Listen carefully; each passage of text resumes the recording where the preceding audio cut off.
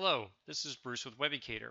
In this video, I'm going to show you a solution Waldeck Masticars came up with that involved using code to access managed navigation and anonymous users. Waldeck agreed to let us create this video showing his solution, which is available as an article on his blog at the URL shown here. Waldeck's solution involves solving a problem where you're using managed navigation and you're accessing the managed navigation through code, and you want to access some custom properties. At the same time, you want it to be accessible by anonymous users. So the setup for this demonstration, I've got a web part, and I've added this web part to this page that you see here on my display.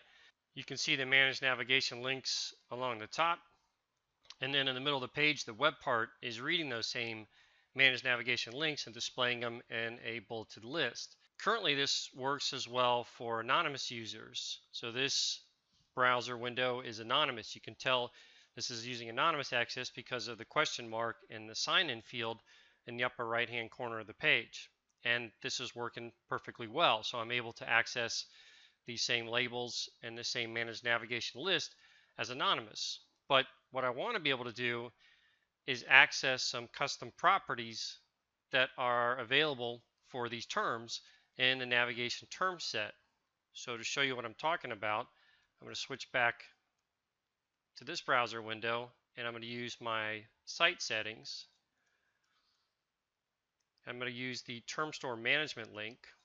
And here on the term store management page, in the left-hand side, I've got a particular term set, this pub site navigation, that is what is currently being used for the navigation of my publishing site.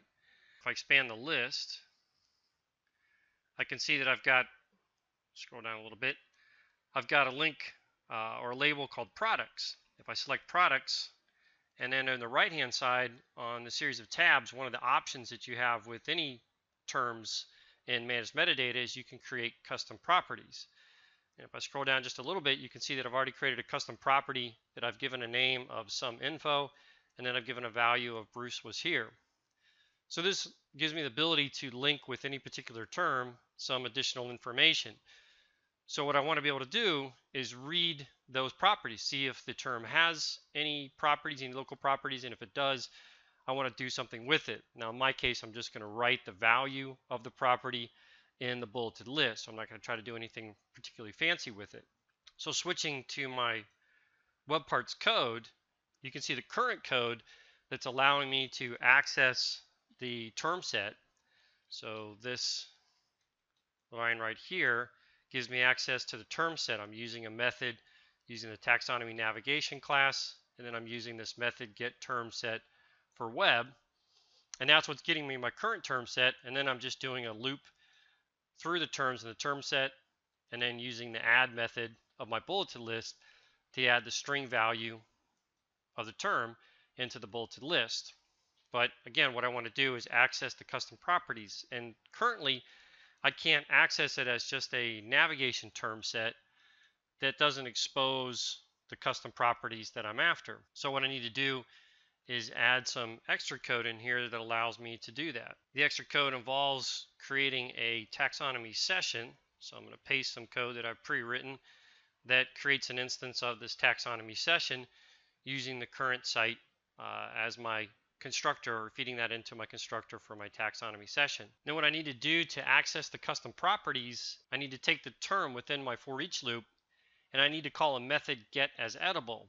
And this get as edible method takes as an argument an instance of the taxonomy session. So I'm going to add some code here below where I'm adding the term into the bulleted list. And this code, let me move some of this down so it's a little bit easier to see. In this code, I'm creating a temporary variable, this custom property, as a string property, and I'm using that here in kind of the main line, this if statement where I'm calling this get as edible, passing in my taxonomy session, and then I'm using this try get value, which will return back true if there's actually a variable and it successfully retrieves that value. And then I'm using my custom property from here as an out argument, out parameter in that try get value method. And then I'm specifying the key name for my custom property, which is labeled as some info. If that returns back as true and I retrieve a property value, then I'm simply adding it to the bulleted list here as part of the loop statement. So I'm going to go ahead and deploy this change that I've added. So with this deployed, I'm going to switch back first to my logged in session. We'll navigate back to my demo page. So this is the one where I'm actually authenticated. You can see in the upper right corner, it's got my name, Bruce Gordon. And when the page refreshes, we can see that it does show my list and it shows my custom property. Bruce was here at the very bottom. It appended it there below the term products, which was what it was linked to. But if I go to my anonymous session, so this is the browser with my anonymous session, and I refresh this view, we get an exception message. And if we zoom in a little bit, we can see that the main expression or exception detail is it's got this system invalid operation exception, term not found. So the exception is being thrown when the get as editable method is being called on the term object. So currently it doesn't allow an anonymous user to grab the term as editable. One way we could solve this is to run the whole get as editable method call with elevated privileges, but that would require more resources and possibly could be a security concern.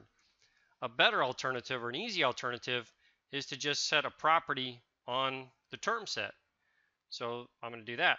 Switch back to my browser, my authenticated session, go back to my site settings, go back to my term store management, find my term set that I'm using for my navigation. And while I've got the term set selected, on the right-hand side, one of my tabs is this intended use tab. And one of my options is to check off that it's available for tagging. And by selecting that option, this makes it so that anonymous users can access this term set and access the terms as editable. And that's the result that we want. So I'm going to save this change, switch back to my anonymous session, and we'll just refresh the browser. And sure enough, I'm now able to access the terms and access the custom properties. Mainly, I'm able to call the getAsEditable method as an anonymous user as long as the term set is marked as available for tagging. Thanks again to Waldeck Masticars for the inspiration for this video. You can find more articles by Waldeck on his blog at the address shown here. That's it for this video. I hope you enjoyed it.